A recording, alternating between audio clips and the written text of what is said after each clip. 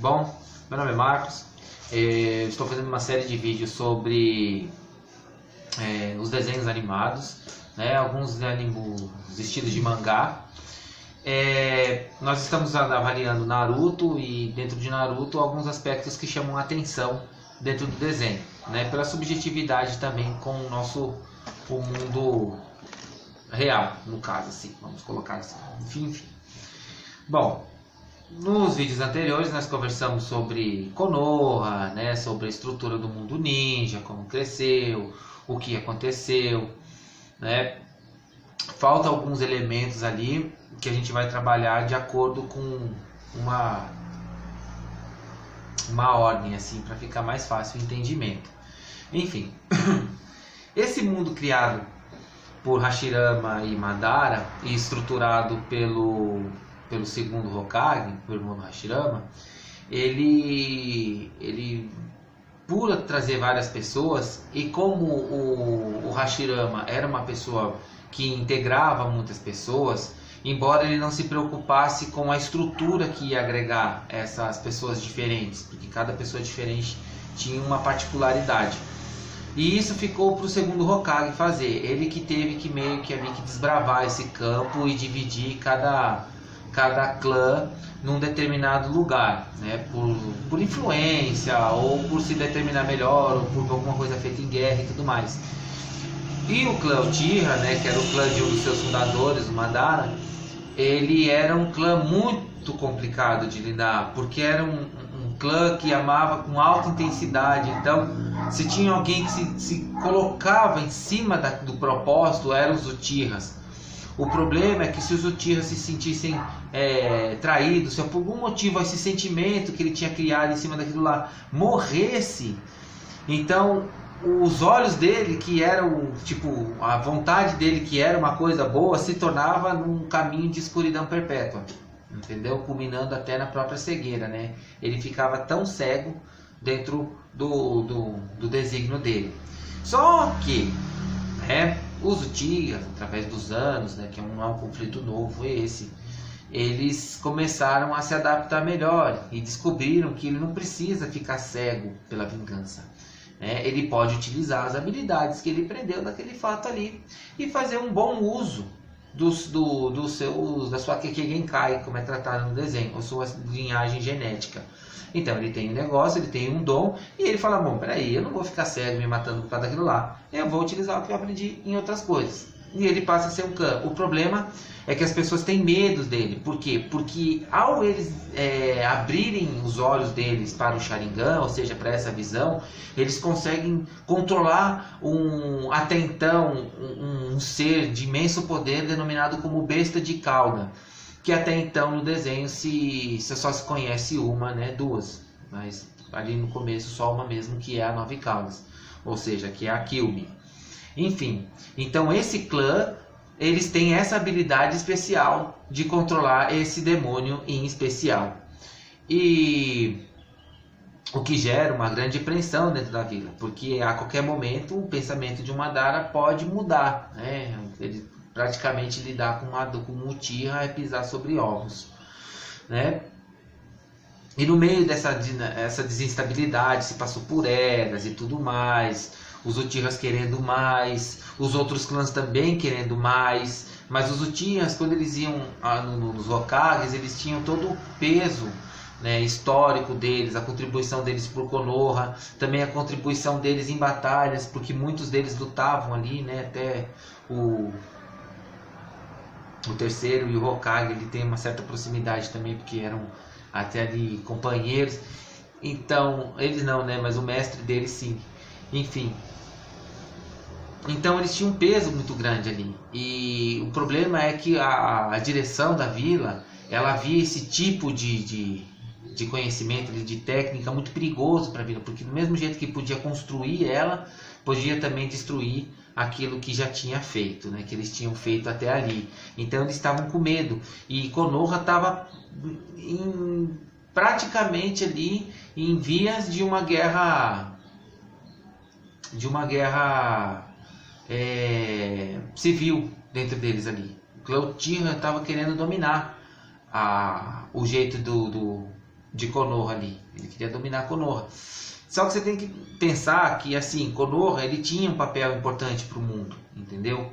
Se os Uchihas assumissem, como que esse papel ia ser desempenhado, entendeu? Vamos colocar mais ou menos Konoha como se fosse Estados Unidos, entendeu?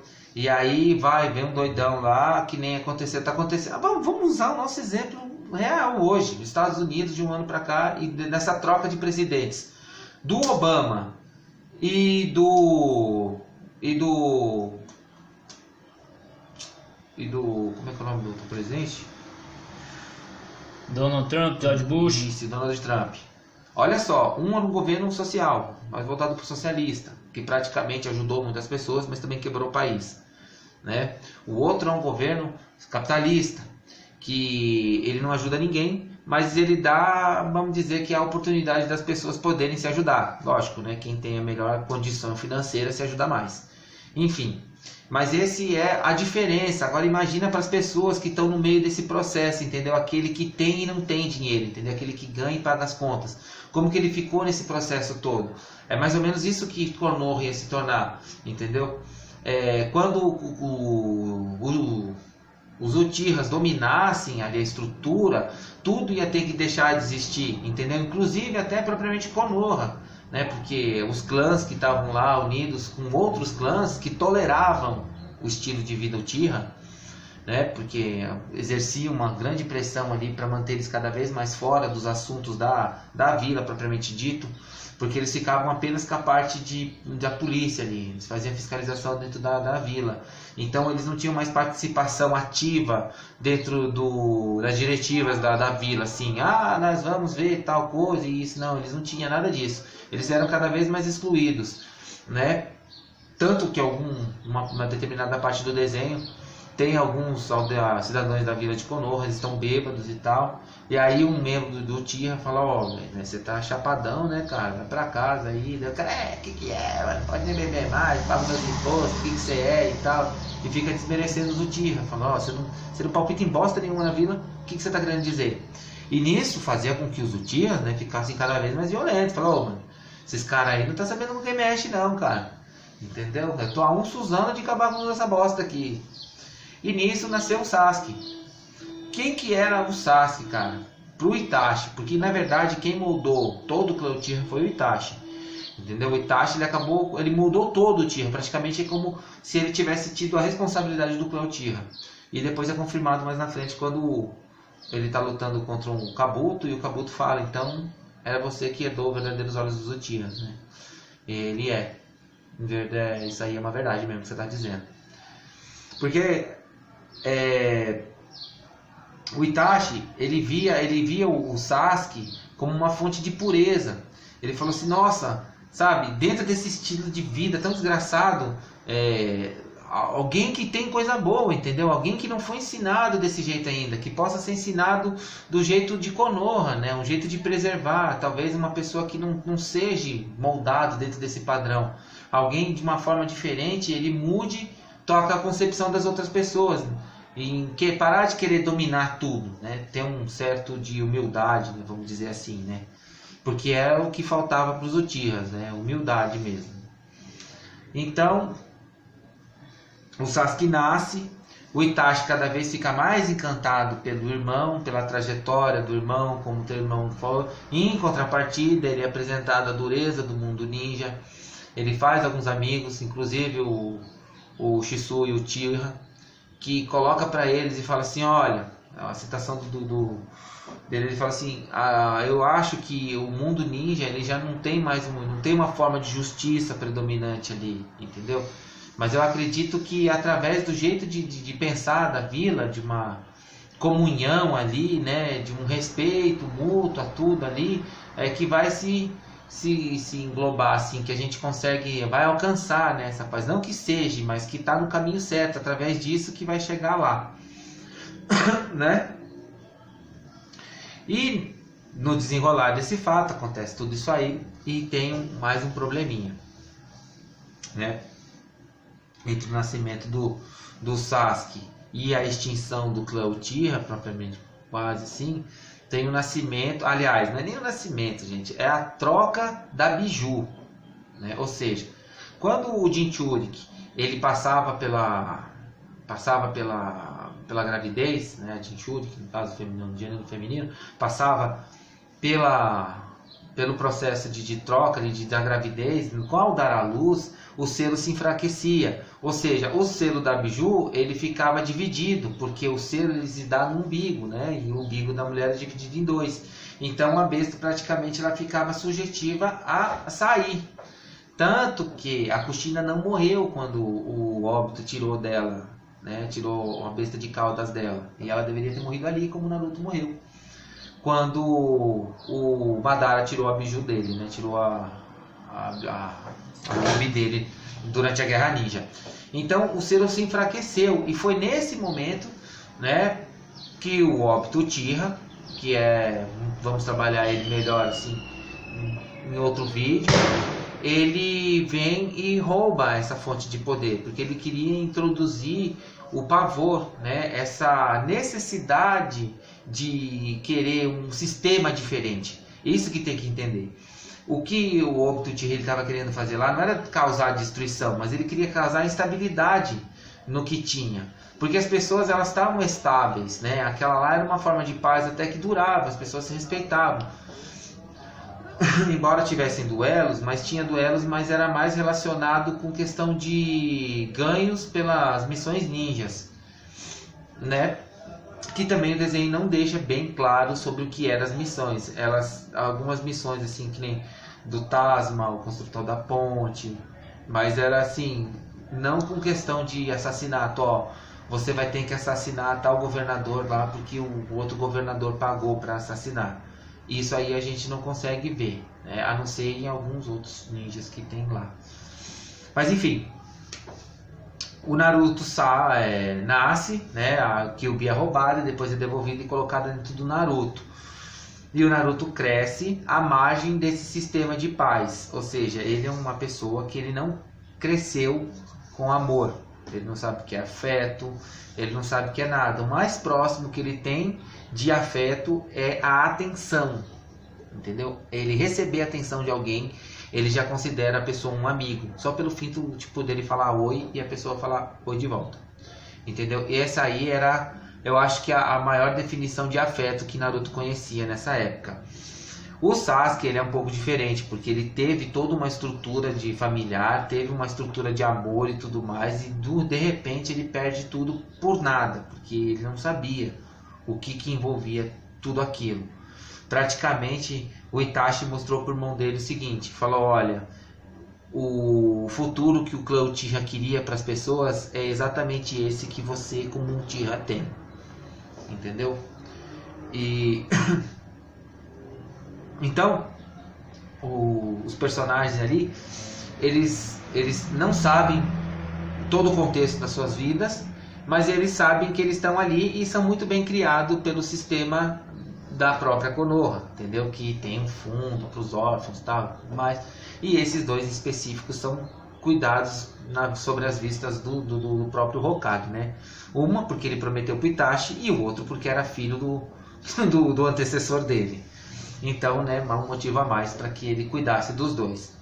Bom, praticamente as guerras acabam e a Konoha ela vive num período saudosista. O que é um saudosismo? Eles criam em cima de lendas. Ah, na época do Jiraiya era desse jeito. Ah, a grande Tsunade era a grande mestra ninja que curava qualquer veneno, qualquer coisa, que curou várias pessoas durante a Guerra Ninja. Ou o perigoso Orochimaru, né? O ninja patife da Folha que fazia atrocidades, né? Então cada personagem ele é colocado de uma forma, né, icônica no desenho, né? O Jiraiya ele tem a profecia, porque é a única coisa que ele tem realmente assim, entendeu? Ele não tem muito talento para as coisas, e se ele não tivesse ido para o Monte Oyabin lá estudar, ele não teria sido praticamente um ninguém. Mas estava descrito na profecia que um garoto ia viajar através de um engano para o Monte Oyabin para aprender os jutsus e tudo mais e ser um sábio eremita. Enfim, a única coisa que o Jiraiya tinha verdadeiramente era a profecia. Orochimaru, ele tinha uma decepção muito grande, porque ele era o único do clã dele, entendeu? E o clã dele era destinado a morrer nele. Com certeza o Orochimaru é um ser meio que assexuado, não dá para saber se ele tem sexo ou não, entendeu? Mas acreditamos que não, porque ele também não tem filho, nunca procurou uma mulher para ter filhos, nem nada. Então ele procura achar uma forma que ele não morra, entendeu? Que ele prolongue a sua vida. E ele começa a estudar, e dentro do que ele estuda, ele descobre indícios de jutsus que ele transcendem a existência natural, entendeu? Olha só que legal. Então ele começa, em cima desses inscritos, ele começa a fazer experimentos genéticos, entendeu? Para ver e fazer de uma forma empírica colocar o método dele, entendeu? Temos um outro cara na história que fez praticamente a mesma coisa, né? O caso de Hitler. Ele testou a humanidade, os judeus, em tudo que podia ter testado nos judeus, para saber qual era o limite do ser humano, né? Tem alguns documentários que afirmam que o avanço da medicina moderna se deu mesmo por causa do nazismo, né? Pelo estudo deles sobre a genética não, mas sobre a parte fisiológica do ser humano, né? Músculo, como funciona, como diz, sabe? E a Tsunade, ela entra como uma pessoa que quer salvar vidas, uma pessoa, no primeiro momento, frustrada, entendeu? Uma médica frustrada, vamos colocar tipo assim, como se ela fosse meio que Einstein, entendeu? Que tentou curar a humanidade, dando uma fonte inesgotável de energia, e no final das contas só o que conseguiu causar foi uma destruição, entendeu? A Tsunade, praticamente assim, num paralelo, para explicar mais ou menos, ela é mais ou menos isso aí. Ela é uma ninja totalmente frustrada, capaz de grandes coisas, mas em compensação ela perdeu as pessoas, não conseguiu mudar nada. Então, as gerações passadas, né, as gerações que praticamente educam o Naruto e o Sasuke, elas são praticamente alimentadas nas histórias desses três grandes senins, né? Eles que moldam essas gerações aí que vão criar o mundo de Naruto especificamente, certo? Pessoal, esse é mais um vídeo, né, que nós estamos tratando sobre Konoha de um sentido para fácil entendimento, o que o ator quis passar. E lembrando, pessoal, esse trabalho é desenvolvido para que você tenha conhecimento da linguagem, que é utilizada agora. Porque eu não sei que igreja você é, mas eu sei que é geral. É cada vez mais difícil você conseguir prender um jovem dentro da igreja, né? Porque o pensamento deles estão em outros lugares, e acredite ou não, eu quero expor nesses vídeos que aquilo que você tenta colocar na cabeça deles dentro da igreja é também ensinado para eles, né, através desses negócios.